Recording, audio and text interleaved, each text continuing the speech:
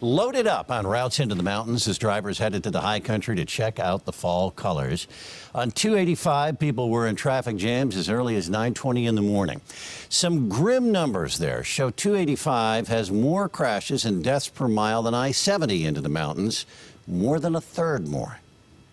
It's evening traffic. It's a trip home into the foothills on Highway 285 from work in the city where Lenny and Heather Jewell have a business. It was just amazing. It was terrifying. A frightening trip caught on their dash camera.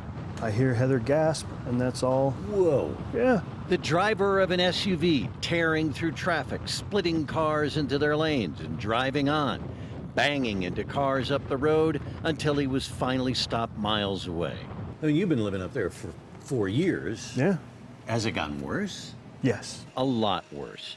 285 with its twists and turns is claiming lives. So we did a deeper dive into federal traffic data and found that for the 5 most recent years on I-70 between Morrison and Dumont, 15 people died in traffic accidents. But here on 285 between C-470 and Bailey, 22 people were killed, and there is far less traffic. About a third of the traffic on I-70.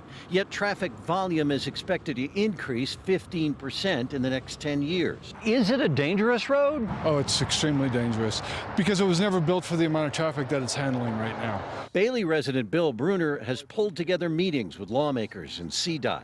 CDOT had plans 15 years ago to widen 285 to 4 lanes all the way to Fairplay. It's safer in some ways because you get rid of some of the choke points, which is where all the aggressive driving happens that's going on around here. Every single day you'll see some form of someone doing a road rage. Angela Gajarski was doing the speed limit, she says, when another driver passed her on the right, then cut over, hitting the tire of her Jeep. Because I was in the left lane and I shouldn't have been, I guess, is what he was thinking.